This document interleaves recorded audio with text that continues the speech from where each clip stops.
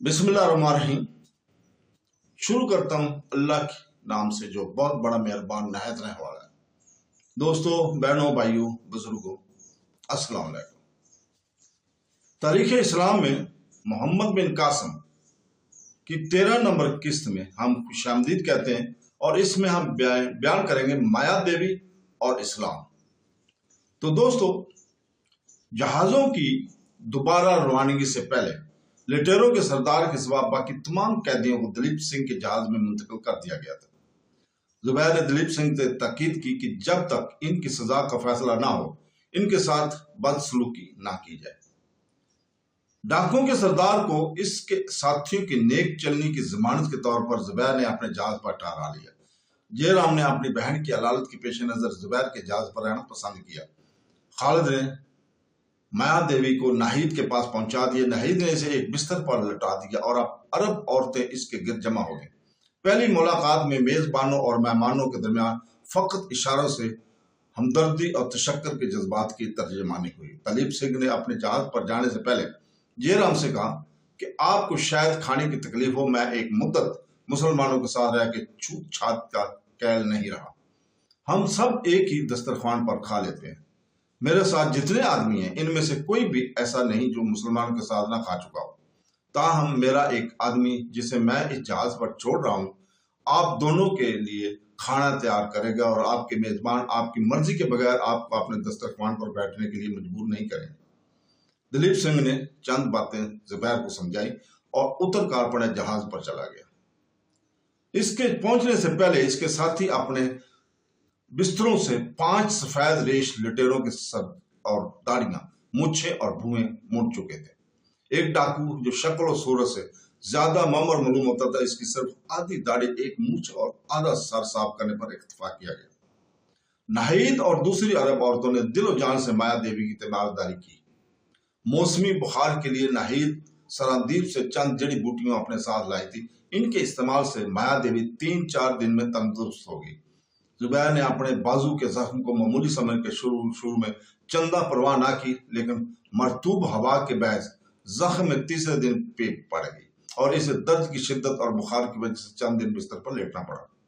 दलीप सिंह कई बार अपना जहाज छोड़कर इनकी तीमारदारी के लिए आया। अली, खालिद और हाशिम, नाहिद और दूसरे औरतों को हर आन इनके हाल से बाखबर रखते। जयराम हर वक्त इनके पास बैठा रहता।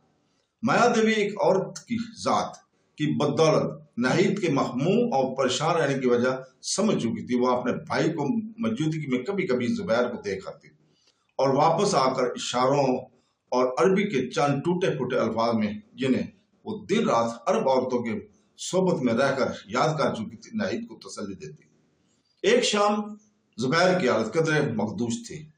दलीप सिंह आया और जख्म की मरी पट्टी करने के बाद चला गया। रात के वक्त मतलब अबर आलूदा और हवा तेज थी।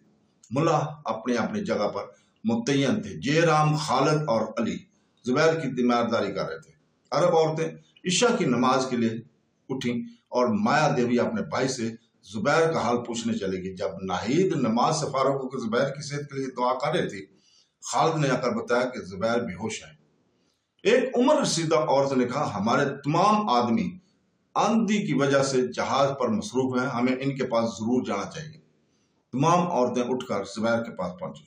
माया देवी ने इन्हें देखकर अपने भाई की तरफ इशारा किया और वो उठकर चल निकल गया। जयराम ने कई रातें आंखों में काटी। वो बाहर निकलते जहाज के एक कोने में लेटकर गहरी नींद सो गया। आधी रात के करीब जुबैर का बुखार कदरे कम हुआ और नाहिद और माया देवी के अलावा बाकी औरतें अपने कमरे में चली गई। खालिद और अली वही लेट गए। रात के तीसरे पहर जुबैर ने आंखें खोली और शमा की रोशनी में माया देवी और नाहिद को देखकर पूछा, आप यहाँ आ जाएं, आराम करें। नाहिद का मरजाया हुआ खुशी से चमक उठा और इसने सवाल किया, और आप अब कैसे हैं? मैं अब ठीक हूं, मुझे पानी दीजिए। माया देवी ने उठकर सुराही से पानी का प्याला भरा और नाहिद के हाथ में दे दिया। नाहिद ने हिचकिचाते हुए एक हाथ से जुबैर के सर को सहारा देकर उठाया और दूसरे हाथ से पानी का प्याला इसके होंठों से लगा दिया। जुबैर ने पानी पीकर फिर तकिए पर सर रख दिया और नाहिद से कहा, इनके भाई ने मेरे लिए बहुत तकलीफ उठाई और आप कहाँ हैं? वो बाहर सो रहे हैं, आप भी जाकर सोएं, مجھے اب آرام ہے۔ دلیپ سنگھ کے نئے مرم نے بہت فائدہ کیا ہے۔ چند دنوں کے بعد زبیر چلنے پھرنے کے قابل ہو گیا۔ عربوں کا خلق یہ رام کو بہت متاثر کر چکا تھا۔ زبیر نے اس کا انس انتہائی درجے کی عقیدت اور محبت کی حد تک پہنچ چکا تھا۔ وہ زبیر سے عرب کے تازہ حالات کے متعلق کافی واقفیت حاصل کر چکا تھا۔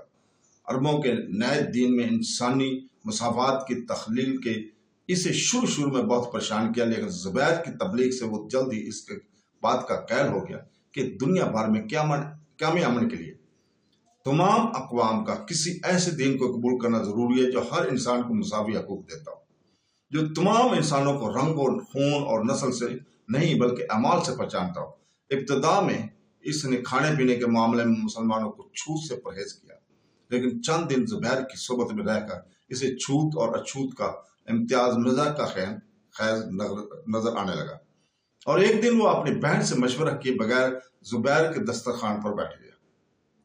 مایا دیوی، میں اپنے بھائی سے بھی پہلے ایک ذہنی انقلاب آ چکا تھا، اور اس انقلاب کی وجہ یہ نہ تھی کہ وہ اپنے بھائی کی طرح اسلام کی تعلیم سے واقف ہو چکی تھی، بلکہ اس کی وجہ عربوں کا وہ اخلاق تھا جس نے ایک غیور راجپوت لڑکی کو یہ محسوس نہ ہونے دیا کہ وہ ایک اجنبی قوم کے انسانوں کے رحم پر ہے۔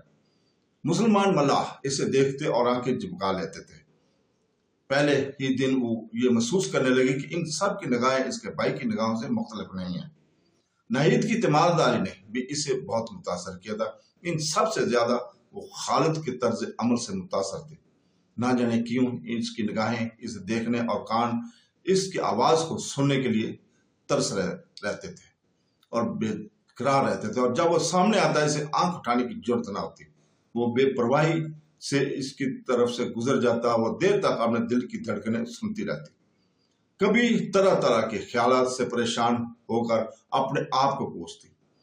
رات کے وقت وہ اپنے ہم عمر لڑکے سے مرعوب ہونے کی بجائے اسے نفرت اور حقارت اور بے پرواہی سے دیکھنا ارادہ لے کر سوتی، لیکن صبح کی اذان کے بعد جب عرب نماز کے لیے کھڑے ہوتے اور ان ارادوں کے باوجود اٹھ کر عرشے پر چلے جاتے اور ایک طرف کھڑی ہو کر نیلنگوں سمندر کی لہروں سے دل بہلانے کی کوشش کرتی، لیکن جلدی اکتا کر منہ پھیر لیتی اور نمازیوں کی طرف دیکھتی۔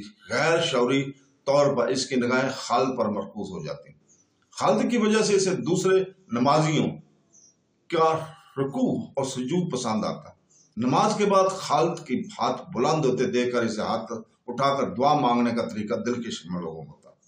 اسلام کے ساتھ اس کی پہلی دلچسپی اس لیے تھی کہ یہ خالد کا دین تھا، عربی زبان، اور اس لیے سیکھنے کی کوشش کرتی تھی کہ یہ خالد کی زبان تھی۔ تو دوستو، اس کے ساتھ ہی ہم آج اجازت چاہتے ہیں۔